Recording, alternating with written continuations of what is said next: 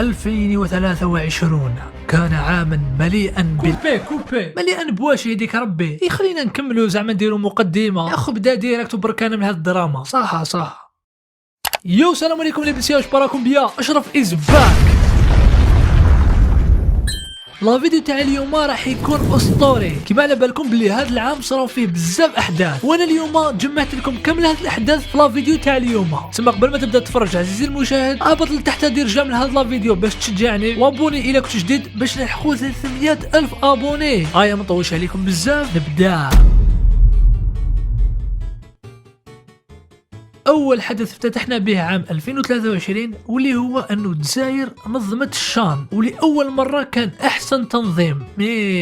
في الديبي برك كانت الحالة ماشية مليح، كلش مسير بيان، حتى وين لحقت لا فينال. الكهول اللي كانوا حاكمين هذاك التنظيم خدمت لهم وقال لك نديروا النهائي مجاني. ماشي مجاني معناها اللي يجي يدخل، قالت لازم تدخل للسيت وتجيب التيكي ما تخلص عليه حتى دورو. الشعب كي شاف باللي نهائي وباطل صدموا كاع ليه، وراكم تعرفوا السيت مخدوم في الجزائر، غير شاف 40 مليون واحد صدم ليه تبلوكا ديريكت، حتى ولا ثقيل ولاو يدو التيكيات بالزهر. الشعب تاعنا واش قالك باللي ما ديتو التيكيات بالمعرفه بالعاني باش ما ندخلوش حنايا. تخيلوا معايا نهار الحق لا فينال جاو لي شراو التيكيات، وجاو لي حابين يشرو التيكيات اونوار، وجاو لي حابين يدخلوا باطل. نهار هذاك ولا تخوشي نهار عرفه، ولا طايح اكثر من نايض، ولي جوندارم يجروا مور الشعب كي الكباش. وفي لافا اللي ما عندهمش تيكيات دخلوا اكثر من الناس اللي عندهم تيكيات، وانا واحد من الناس اللي كنت بتيكيه وما دخلتش. مي الحمد لله في لافا دعاويه خرجوا فيهم ولا كوب داتها السنغال.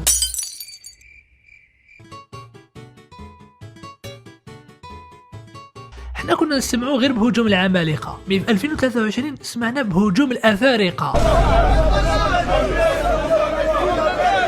ثاني حدث صرا هذا العام واللي دار ضجه كبيره، وين شفنا الافارقه صدموا على المغرب العربي كامل، وكانوا حابين يحاوزونا، وقال لك بلي احنا هما السكان الاصليين تاع شمال افريقيا، وانتم ارجعوا شبه الجزيره العربيه.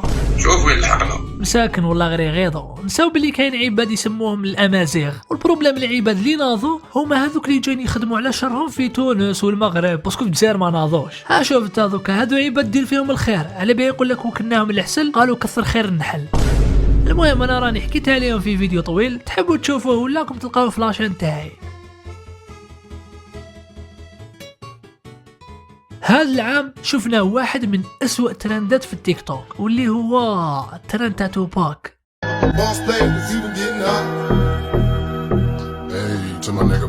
هذا الترند صح طغى في كل بلاص، وكنا وين نروحو يخرج لنا، حتى العباد ما خلاو حتى بلاصه وما داروهش فيها. من الحق وين هذا الترند دنا للاسلام ثماك تعدى على حدوده. شفنا امام يدير فيه داخل الجامع.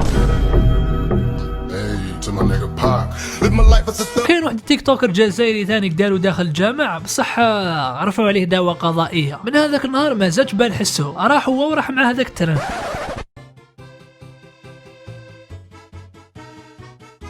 من بين الأحداث المأساوية اللي صارت في 2023 هي الزلازل والفيضانات اللي صارت في سوريا وتركيا والمغرب ومام ليبيا. في الديبي صارت في سوريا وتركيا على خاطر لاصقين في بعضهم، وصاروا في نفس النهار، وماتوا بزاف من هذاك الزلزال. من بينهم هذاك التيك توكر التركي، بالكم شايفينه اللي يشطح على الأغنية تاع حشم يا خو السيد راه ميت الله يرحمه. واللي غيظوا اكثر هما خوتنا اللي في سوريا، باسكو هما في الحرب وزيد جاتهم مع الزلزله، والله غير ربي يكون في عونهم ان شاء الله. وبعدها زادت ضربت عند خوتنا المغاربه، وفي الاخر زدنا شفنا الفيضانات اللي ضربوا في ليبيا. على كل حال ربي يرحمهم كامل ان شاء الله، ويرحم جميع موتى المسلمين. من بين اغرب الحاجات اللي صراو في 2023 واللي ما تدخلش في الراسه، اللي هي ظهور مهنه جديده واللي تبان لي كامل سمعتوا بها، اللي هي دكتوره في الحياه. نعم كيما راك تسمع، انا سمعت دكتور في علم النفس، دكتور في جراحه القلب، بصح دكتور في الحياه جامي سمعت به. والبروبليم اللي خدم هذه الخدمه هي هذه الاخت. سقسوها وقالوا لها واش هو مستواك الدراسي؟ قالت لهم وما كملتش قرايتي، مع العلم اني دكتورة في الحياة. ما تقدريش تقولي لنا واش نقراو زعما باش نديرو كيما انت؟ انا حابين نولو دكاتره في الحياه. هذه حكايتك وروحي لينا يرحم بابا. انت تبان لي من قوت لي دايره بزاف عمليات التجميل، زادوا داروا لك عمليه نحاولك فيها عقلك وداروه لك في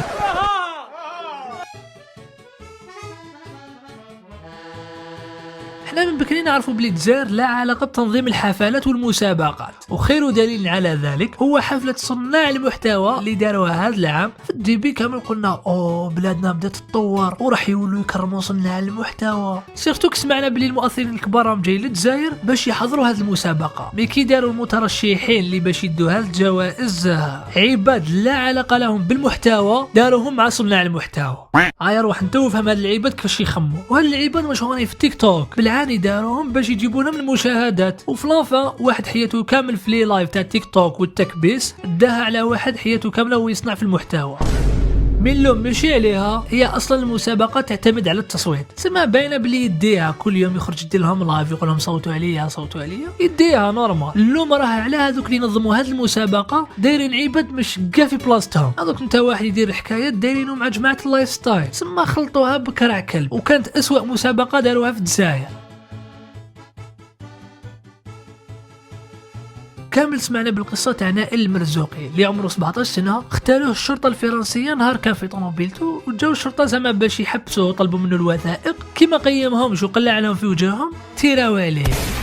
صار الحكايه ما حبستش هنايا، مور مصر هذا الشيء لي زالجيريان اللي في فرنسا ناضوا في كل بلاص، وكانت اكبر غلطه ندمت عليها فرنسا هذا العام، على خاطر لي زالجيريان ما خرجوش يتظاهروا برك، خرجوا كسروا حرقوا، وثاني صدموا على لي ماغازان الكبار، سرقوا لهم كاع الحوايج الماكله الموطوات.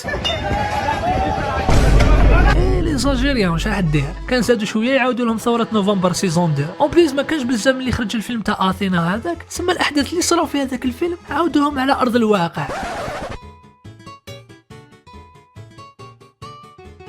كامل شفنا هذا العام الحرب اللي صارت بين اكبر زوج رجال اعمال في العالم، واللي هما ايلون ماسك ومارك زوكربيرج. المهم هذا البنادم ماشي حرب بسلاح كيما راكم متخيلينها، حرب اعلاميه برك. المهم في الديبي ايلون ماسك كان داير ضجه، شرا لابليكاسيون تاع تويتر وبدل بزاف صوالح فيه، ولات حريه التعبير مقبوله، تهدر واش تحب ما ينحولكش لي بوست. وزاد ثاني رجع الشاره تاع التوثيق بالدراهم، غير دار هذه التاليه الناس رجع ما يعجبهاش تويتر. مارك زوكربيرج واش دار؟ بروفيتا لوكازيون وكريا نوفيل ابليكاسيون اللي اسمها ثريدز. الناس قاعده دخلت ليها وعجبها الحال وقالت بلي صاي هذه هي البديل لتويتر. مي كنا متحمسين برك، دوك نتحدى جميع واحد اللي شارجاها مازال يدخل ليها. تسمى مارك ربح العيب في باطل. ايلون ماسك باش ينسيهم في الحكايه بدل اسم الابليكاسيون من تويتر الاكس. تيجاني توسوس. كي تسمع كلمه اختراع يجي في بالك ديريكت بلاد متطور، مي لو كان نقول لك الاختراع هذا في الجزائر راح تقول لي اخرج. نعم في الجزائر ابتكروا سياره تمشي بالتريسيتي، شوفوا بعينيكم. ويعني حتى وصلنا لهنا نقدر نقول تقدر تقول عليها طوموبيلات تاع تريسيتي اللي يكرهم للدراري صغار. معليش، المهم اختراع، ما كانش عليهم يجيبوا النهار ويزيدوا عليها، كان كيما الطوموبيل تاع تسلا بالك. والله دوكا كان يشوفنا ايلون ماسك يدير بينا ميمز. والحدث الاسطوري اللي صار في 2023 واللي هو طوفان الاقصى. هذا الحدث صار له كي اندلاع الثوره تاع الجزائر، مخطين له بيان، وين تحت الانفاق. في 7 اكتوبر شفنا كتائب القسام صدموا على قاعده عسكريه وعلى مناطق محتلتها اسرائيل، وداو شحال من رهينه اللي مازالوا دوكا عندهم. ومن هذاك النهار فلسطين تعلن الحرب على اسرائيل، وما زالت الحرب هذه ليومنا هذا، وين رانا نشوفوا حماس دايره اللي ما يندارش في اسرائيل.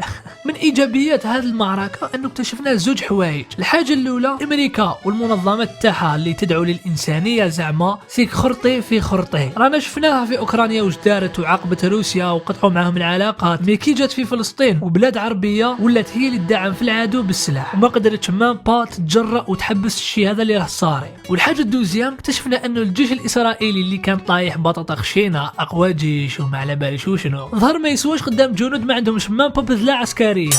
داروا فيهم التير، مرمدوهم كل كلاب، ما قلت لي ركبوا لهم الخوف، لبسوا لهم ليكوش على كبرهم. بصح نتنياهو كي لقى روحو تبهدل قدام الجناس، الزعاف هذا كامل فاش خرجوا في المدنيين اللي ما عندهم حتى ذنب مساكن. ربي يكون مع خوتنا في فلسطين ان شاء الله، وربي ينصرهم. من بين الحاجات اللي صارت هذا العام ودارت حاله هنا في الجيري اللي هي حكايه الورقلي، كامل سمعتوا بها وديجا شرحتها في فيديوهاتي. البنادم هذا اللي جا من طرف الدنيا يحوس على خدمه، في الاخر رجع من شخص جاي يبحث عن عمل لشخص عارضينه في التلفزيون ويديروا معاه لي زانترفيو. في رمضان ان شاء الله تاع 2024 تلقاوه يمثل في كاش مسلسل عادي. هذه البلاد تتوقع منها كلش.